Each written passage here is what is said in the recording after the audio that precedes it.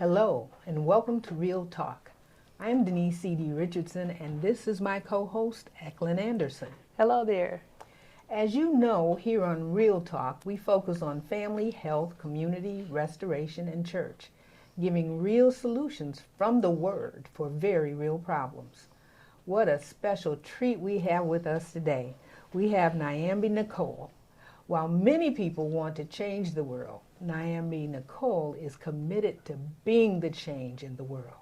Her passion for creative writing, coupled with her strong desire to draw people to Christ, has propelled her into theatrical success in a very short time.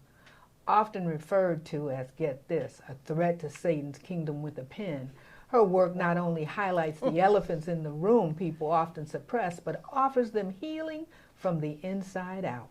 Her movie, Dear Future Husband, is doing just that. Welcome to Real Talk, Nyambe. Thank you for having me. We are delighted to have you here. You want to change the world. No, you want to be the change. Be the Okay, change. what's the difference? So when I was praying about what I wanted to do, most people they ask like, who is your target audience? And I would say, oh, it's for everybody. And one day I was praying, the Lord checked me and was like, that's arrogant of you. You can't be the change for everybody. You work on you, and your witness is what draws other people. So I decided to change that and say I want to be the change, so that when people see me, they see that number one, change is possible. That's right. And that they can also be a change in the world. Okay, so the change starts within you. Yes. All right, and then it spreads abroad based on your witness Yes. and your testimony. My witness and my testimony and what I call my sphere of influence. Okay. So when did this creative writing thing start with you? So it started in 2013. I wrote and produced my first stage play. It was entitled Don't Go to Hell from the Church. Now, wait a minute. The first thing you wrote was a produced stage play? Yes, ma'am. Wow. You didn't start with little poems and little short stories like most of us start with? No, and You stepped in the water. I jumped in, and I couldn't swim, but I went anyway. So, and I think that's why it's so funny to me when I think about it, because my mother was an English teacher, but I was terrified of writing papers. So even in school, I would fail because I didn't want to show my work. In college, I would drop all the classes that had like research papers due. So when God was like, right, I thought he was joking. I was like, you can't be talking to me. Right, But, but so yeah, but in 2013, I jumped straight in and wrote and produced a stage play entitled Don't Go to Hell from the Church. I get that when God tells you to write and you say, what, me? What? What am I writing? You know? So how were you led through this writing process? So that particular process, it was after a really, really dark time. I had kind of fallen away from church, fallen away from God, had some traumatic stuff, and was mad. Like, God, why would you let this happen to me? And I remember going to church, like almost crawling in. It had no strength. I just went in as a last resort, and the pastor preached the scripture that talks about all of creation is waiting. Mm-hmm. And he preached that creation is waiting on you. And that night, I went home and I dreamed that stage play. Amazing. Entitled Don't Go to Hell from the Church. And so I just got up and I kind of wrote what I saw. And to show you just how God works, that whole experience, like, so I wrote it and I wrote it, I was in it, I did all of the no-nos that they say don't do. They say hire a team, I wanted to do it on myself. And we rehearsed for like 3 months, but we only rehearsed the first half of the play. The first time we did the play, the second half was on the stage with all the people. So I had rented like Renaissance High School, and I couldn't afford to pay for it. And so I called one of my mentors and was like, I don't know what to do. I just sold tickets. And she moved it. We moved the venue like the week of. And we put up signs at the old venue. It was like, this is where we're going to be. And we did the play. But the weird thing is that after we did that play, like 50 people came to the altar. To Amazing. That's their what lives. it's all about. And that's what God does. Like That's it was like the worst case scenario. Everything that could go wrong did go wrong. But at the end of the day, 50 people still came to Christ that day. So that made it worth it. Yeah, God that's what it's all rewards about. hard work on his behalf. He always That's right. does. So tell us about this play. What's the plot? And even before that, you said you had a vision, you had a dream of it. Mm-hmm. Did the dream give you the dialogue? Yes. Okay. So tell us what it's all about. So, Don't Go to Hell from the Church was about a church who was living one way in the church, but outside of the church they were living another way, from the pastor all the way down. So all of the people who had titles, the pastor was cheating on his wife, the chief intercessor was telling everybody business. Like they were putting their name on the prayer list and their problem, and she was gossiping to the other people. And so basically the play was about the church that was operating, and the rapture came while they were in church, and all of the people who you thought would go to heaven because they were an intercessor or they were the pastor or whatever, they went to hell. And all the people that they were gossiping about and looking down their noses at, they made it to heaven. Wow. And so the play was designed to force you to look at yourself and say, just because you have this title, that's not an automatic shoe-in to heaven, that there's still some things that you have to do in order to get there. And so it was kind of a spotlight on the church and focusing on titles and our outside life and making sure how we live inside the church is how we live on the outside. A lot of times churches don't discuss the difficult points like that. So that's amazing that your first time out, you said, all right, I'm going to deal with something very difficult and talk about it and put it at the forefront. It's great. Kind of threw me out there, and I was kind of like, oh, okay, God, like. And the devil tried to stop you. Oh. I think that week I was on suicide watch. I have people calling me like every hour, like, okay, you still here? You good? I didn't think I was going to make it. You made it. So you starred in that show too? I did. Okay, what was your role? I was the chief intercessor. Okay.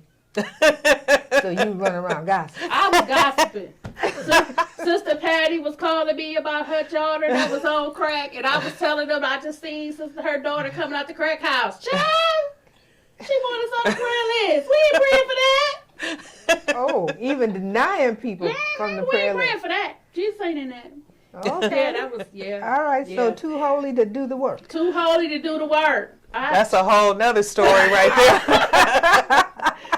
I have thought about, since I've like transitioned into film, I've thought about turning it into a film. But, I can't wait. I can't wait to see it. I have some other stuff lined up. But, yeah. So how many times did you perform this? So that particular one, all my plays, they have one run. My last play that was entitled "Dear Future Husband" before the movie. We ran that one twice in Detroit and once in Atlanta. Okay. All right. But there was one between there. Oh, you landed. There was one between there. Okay. So the one between there was "Call Me Daddy." Okay. You wrote that? I wrote that. Call me daddy. I did. All right. I can hear that refrain in my mind. Call me daddy. Call me daddy. All right. What inspired this and how did it get the title? Oh, wow. So Call Me Daddy was about our relationships with Christ and how we translate what we think about our natural fathers into how we translate to God as Father. And that came out of me kind of searching. It was very difficult for me to call Dad a Godfather. My dad was in the house with us, but he was kind of very strict. It was like, if you ever had to ask or anything, if my mom was like, oh, you gotta ask your dad, I would just go without. Like, you know what? It's too difficult. I don't want to go to you. That's all right. I'll just deal without it. And I took that relationship into my relationship with God. So some stuff I just wouldn't ask him. So there was a whole psychology Yes. of your relationship So there with was God a psychology piece. based on your relationship with your father. Yes. So how did you break that chain? Because that was a chain. It was a stronghold. Mm-hmm. And in some ways it's still being broken even now. So I did that play in 2015. And in some ways it's still broken. So my dad came and he didn't realize that I felt that way. And so I remember him sitting in the audience watching it, crying, like, oh my God, I didn't know you felt that way. But by then, you know, I'm in my 30s. And so it's a habit that I still have to focus on breaking. I still have to physically tell myself, you can go to God for anything. You can go to your father for anything. So, but yes, it's still an evolving process. Okay. So how did it, when you saw your dad in the audience crying, how did you handle that emotionally? It was more so a relief almost, because I had those feelings, but I don't think I ever shared. Like, he never knew that there were some things that I would just be like, forget it. I'm just not gonna ask you. And he knew that there was some things in his life with his dad that was the reason why he was how he was. And so I think for both of us, we kind of it forced us to have a conversation about why he treated us some type of way, why we felt some type of way about him, and it's helped our relationship now. Okay. It's helped us now. So there are generational chains Yes, of relationships between fathers and children absolutely. that have to be broken. Yes, Do you have children? I do. Okay. How's that working with your kids? So with my kids, it was different because I had a conception about how I was raised, and we wake up and when we get kids, we're like, I'm not going to do this and I'm not going to do that. Yeah. So the relationship with my kid is like really open. There's like nothing off the table for us. Okay. And we're very close. I have 2 grown children and a grandson. And so people look at our relationship and they're like, y'all more like friends. And we are, but I still check them. I still flip tables and clown, just like I'm the mama here. like I'm the mama. Don't get it twisted. But yeah, but we have a very, very open, because when I was a kid, I felt like I had to internalize everything, and I never wanted them to feel like they had to do that. Mm-hmm. And in some ways, I spoiled them because their fathers weren't exactly in their lives. Mm-hmm. So I overcompensated, because I also never wanted them to feel lack or that they were less than with other kids because they didn't have both their parents. Mm-hmm. So I went that happens a overboard. lot. Mm-hmm. It happens a lot. So I wanted to break that. I never wanted them to feel like they could never come to me and ask me stuff. They still ask. They still talk. My kids are 30 and 26. So, so what could you not ask so much? Right, all the time. Like, is this forever? I thought 18. Hey, Mama, I was just calling to check on you. It's never that. But generational curse broken. Yeah, that one is broken. All right. That's a wonderful thing. Can you tell us a bit about Dear Future Husband? Is there a difference in the play as opposed to the film? So the play was more so, it was about 85% my real life. So, well, most people know.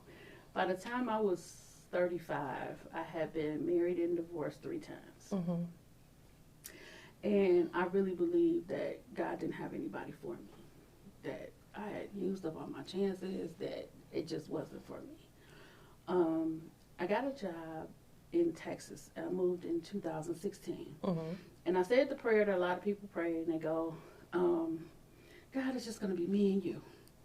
I don't need no man. I don't need anybody else. I don't need anybody else. It's going to be me and you. And I was praying that one day, and God was like, why are you lying? And I was like, whatever do you mean, Lord? And he was like, you don't really want it to be just me and you. You just don't believe that I have anybody for you. And so he put me on what I call the Dear Future Husband journey. And it's where I came naked before God. I was like, this is what I want. This is what I need. And I actually started believing that he had somebody for me. I started posting messages on Facebook to him. I was like, dear future husband, I'm going to be your biggest cheerleader. You know, dear future husband, I hope you can take down a weave. Like, just whatever. It was like every day I would just be like, dear future husband, I'm too old to twerk, but I know how to pray. It was just all types of things that I felt like I wanted to say to him. Mm-hmm. I didn't know where he was. I didn't know who he was. And I was living in Texas. So about 9 months after I moved to Texas, the Lord told me to move back to Michigan. And so I moved back to Michigan. And then a month later, I met my husband. So amazing. That's a big switch when the good Lord says move from Texas to Michigan. How long did it take you to comply? So he did it so fast. It was so immediate so my job that I had here in Michigan had merged with another company and moved me to Texas. Oh, okay. So I loved Texas, but I hated the job where I was at. And so I changed my address on my resume and everything to Texas, and I was putting out resumes, but only Michigan jobs were calling me. Isn't that something? And I was like, you do see that my address says Texas. And they're like, yeah, but would you consider coming back? You know. So I was praying. I had called my pastor, because I was flying in once a month to, still go to my church family. And I called my pastor who was here, and I was like, I think I'm supposed to be back in Michigan because all these Michigan jobs are calling me. And I was like, well, God, if you want me back in Michigan, you're going to have to do it. So this job called me. They interviewed me like 3 times. They told me to pack up my apartment and everything and move back to Michigan. They gave me 30 days. I packed up my furniture. I shipped it home. I hopped on a flight. They called me while I was at the airport. Like, we really need you. It was a Friday. They were like, we really need you here. Your job starts on Monday. Wow. I had quit, put in my 2-week notice, left. Everything came. And Monday they were like, oh, our apologies. We don't need you. What? We weren't ready for you. I was like, wait, but I've quit my job. I've shipped my furniture. My furniture not even here yet. Like, yes. So I was like, oh, okay, God, you really wanted me in Michigan. Tricked you. Tricked me. So I was here. So the play, going back to your question, the play was about my life. I was in a very, very abusive relationship before that. And so it was basically telling women that no matter what their past said, if God still had a husband for them, that it was still possible. And I used me as the poster child. If I can find somebody, and I've been married and divorced 3 times, then there is somebody for you. That's right. And so that was the play. So I say ironically, but my husband, so we got married, we re-met, so he was my first boyfriend when I was 12, he was 14. We went to the same church when we were kids. We fell out of touch for like 30 years. Wow, he found me time. On Facebook, sent me a message for my birthday. Dear future husband. Dear future husband. On Facebook, he sent me a message on my birthday, so that was September 30th of 17. We talked, we got married, and we got married August 11th of 18. And he passed away November of 2019. Wow. So I'm so sorry to hear that. After we got married, he passed away suddenly. And so I had been in talks about writing the movie like 3 weeks before my husband died. So they gave me a little space, and they called me like 8 weeks later and was like, so we're really going to do this movie, then you got to write. And I was mad at God. We wasn't talking. I was pissed. I was like, you tricked me. You had me believe that you was going to send somebody for me. You sent them, and then you snatched them. Like, it rocked my very world. It rocked my world. That's tough. That is, yes. I tried to pay somebody to write the story, and it didn't quite feel right. And so I was like, I guess I got to talk to you because I can't write no other way. And that was literally the prayer. And So you went to God mad. I went to a real bad. And I was like, but I'll write no other way. So you're going to have to talk. But still acknowledging his power. Yeah. Yeah. So he gave me the words. We wrote the movie. We released it in April of 21. Last year, 2022, it won Best Film. Oh, I know it. I've watched it several times. I absolutely love it. I love the film. I absolutely love it. So is it on now? Where can people see it? It is on now. It is on Tubi, Okay. which is a free app. It is also on Amazon Prime. Okay. I will watch it on Tubi. It's free. Amazon, you have to rent it or buy it. I think renting is like $2. Buying it is like $9. Did it come on Amazon Prime first? Yes. Because I paid for it. So. Big shout out and then I saw it that it was on Tubi afterwards. So I said, Mom, come on, you got to watch this, because my mother asked me all the time, why is there so much sexuality? You know, why is there so much, you know, cursing in films? Nobody wants to see that. So she'll find things, as well as myself, on old channels, you know, and Turner Classics, you know, different things that don't have all that in it. So it was very refreshing to see a film that didn't incorporate, you know, all those different things in it. And it was a very interesting story. Thank you. Yeah. So did you star in this one also? No, I have a 2-minute cameo. Okay. Where was that? I'm in the praise team while they're at church. Oh. I have braids on and a blue dress. All right. I think I remember that. Yep. I think I remember And that. I wasn't supposed to. The weird part, I had hired a group that was supposed to come in and sing. And they called like the day before and was like, oh, we can't make it. So I called my girlfriend like, hey, I need your help. And I wound up doing a cameo. That's how I got in my own movie. So you pulled it off, though. Pulled it off. So how, in writing this, how healing was that with your relationship with God? We struggled with this one because, so on top of the fact of me trying to get back to faith, because it was gone. Like, it was gone.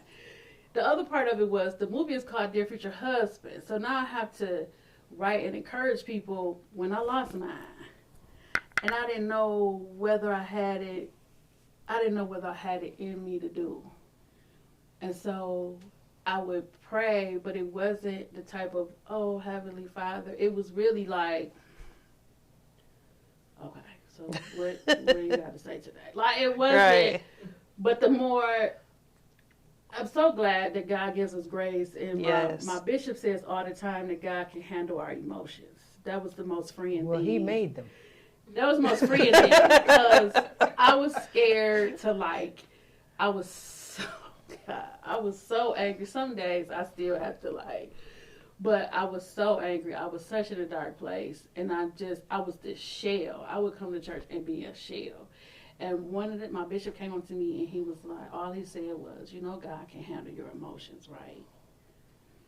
And when I was able to go to him mad, like, never disrespectful, not cussing him out, nothing like that. Right. But if it was on the line, if this was the line of cussing, I was right up to the line without being completely disrespectful. But it was freeing to be able to share how I felt. Right. To be able to share what was on my heart. And that ultimately freed me to have a better relationship. See, it's funny how sometimes we don't want to share what's on our heart with God. He already knows. That's true. He That's knows. right. He sees it all. So go there and bear it all. Yeah. You're just afraid that sometimes the voice from the 10 Commandments will come out and say, what? You better get this right. Get it together. Get it together. Okay, so you are an award-winning filmmaker. Congratulations. Yay! Yes. How did that feel? It was surreal. I wasn't going. I didn't think I had a chance. I wasn't going to the awards. I didn't even get anything to wear till the day before. One of my girlfriends who was on the committee, who knew I won, but couldn't tell me I won. And I called her every day that week and was like, I'm not going. She was like, you need to go and just be around people in that element. So I went and found a dress like the day before. And my mom was like, well, where are you getting all dressed up? And I told her about the awards. And she was like, I'm going to come with you. Oh, that's and nice. And I was like, well, what are you coming for? She was like, well, when you win, you need, she's like, every time I watch an award show and somebody win, they always look at their person that they came with. And she was like, and she said, you need a person that's going to be with you. I'm your person. Right. So she's like, I'm going to go. And so we went. And I had told the guy that was sitting next to me, I was like, I'm practicing my face. And he was like, what face? I said, when I lose, I'm practicing so you don't look. They always flash the camera to all the person that loses, yeah. And so I said, I'm practicing my face so that when I lose, I don't hide the face. And so I'm sitting there, and when they announced my movie, I sat there for a second because I couldn't believe that they had, because not only my movie was faith-based, all the other movies had the followings and I didn't think I had a chance in the ice water. And so it was so shocking when they called it. I mean, and not only did it win it won Best Film, it won Best Screenplay, it won Best Actor, it won Best Actress, it won Best Supporting Actor. Like, it swept. And I was like, wonderful. Oh my God. I can say it was a great. My win face was like. Show the audience. That was the win face. All right, thank you. I was going to ask about upcoming shows. Okay, so upcoming September, last week in September, I'm filming my next movie. It's called Widow's Fire. Okay. It is a psychological thriller. All right, I'm looking forward to it. All right. I tried to do it your way. Oh, but you're supposed to be that God that can just do anything. Except give me a husband. Why can't I have a husband? Baby, wait, please don't go.